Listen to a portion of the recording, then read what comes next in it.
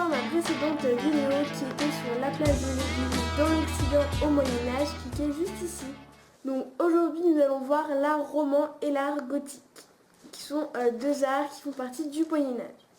Donc l'art roman, il va naître au Xe siècle et sera petit à petit remplacé par l'art gothique au XIIe siècle. Donc l'art roman, c'est un art très épuré, très simple, assez modeste. Il a été influencé par énormément d'arts, l'art byzantin, romain, oriental, etc.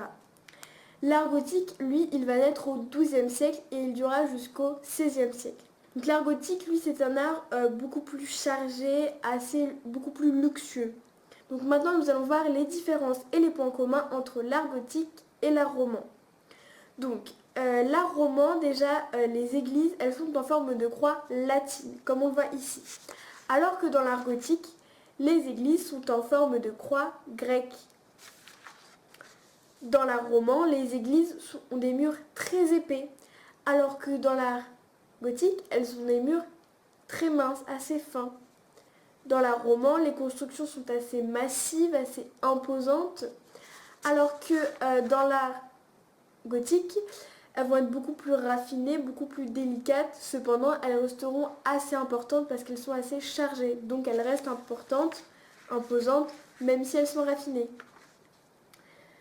Dans l'art roman, on va utiliser des pierres brutes, des pierres vraiment très simples qui n'ont pas été peintes ou quoi que ce soit. Alors que dans l'art gothique, on va utiliser des pierres qui ont été un peu transformées, elles ont été peintes ou enduites, etc. Ce ne sont pas des pierres brutes. Donc, dans l'art roman, il y a très peu de fenêtres, très peu d'ouvertures. Du coup, forcément, il y a très peu de luminosité dans les édifices. Alors que dans l'art gothique, il y a énormément de très grandes fenêtres. Et du coup, forcément, il y a énormément de lumière qui passe dans les édifices. Donc, dans l'art roman, les constructions sont assez basses.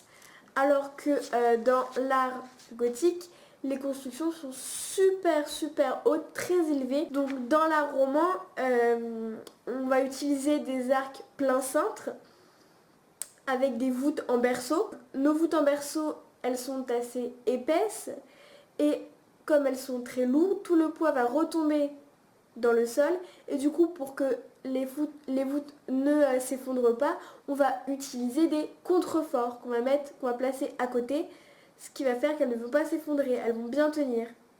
Alors que dans l'art gothique, on va utiliser des arcs brisés, donc c'est l'inverse de l'arc plein cintre, et on va utiliser des voûtes en croisée d'ogives. Donc en fait on va utiliser les croisées d'ogives qui sont assez fines. Voilà, c'est des petites constructions très fines, assez raffinées. Et elles vont tenir grâce à des arcs boutants, plus des contreforts et des petits piliers. Ce qui fait que le poids de la structure va être réparti. Donc ça va beaucoup plus tenir. Et grâce à cette nouvelle invention, nouvelle technique d'architecture, les voûtes en croisée d'ogives, on va pouvoir construire justement les monuments beaucoup plus grands, beaucoup plus élevés, avec des énormes fenêtres, parce qu'avant, si on mettait des grandes fenêtres, ça risquerait de s'écrouler. Donc maintenant on va passer à la décoration. Donc dans l'art gothique et dans l'art roman, ils ont à peu près les mêmes décorations. Dans l'art roman et dans l'art gothique, on va utiliser des chapiteaux, des piliers et des colonnes qui sont sculptés. Et on va aussi voir des tympans. Donc souvent en art roman, on a un seul tympan qui est au-dessus de la porte d'entrée de l'église et qui représente souvent forcément une scène biblique qui est taillée, qui est sculptée dans la pierre. Alors que dans l'art gothique, on va avoir un tympan qui est au-dessus de la porte d'entrée, donc ça c'est un point commun. On va avoir des gables en plus sur les côtés de l'église, comme on voit ici.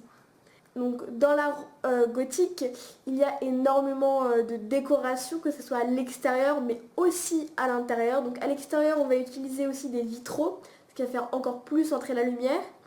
Et on va utiliser souvent une rosace principale, une super grande rosace qui va être vraiment au centre de l'église, comme on le voit ici. Les édifices dans l'art gothique sont vraiment à l'intérieur très chargés. Il y a énormément de dorures, d'or partout. Alors que dans l'art roman, à l'intérieur, c'est vraiment quelque chose de très simple, de très très modeste, c'est minimaliste entre guillemets, donc voilà. Donc après c'est chacun a des goûts différents, voilà, ça plaît ou ça plaît pas. Voilà tout le monde, j'espère que cette vidéo vous a plu. Si c'est le cas, n'hésitez pas à la liker, à mettre un petit pouce en l'air et à vous abonner à ma chaîne en cliquant juste ici. Et moi je vous dis à très très vite pour de nouvelles vidéos. Bye!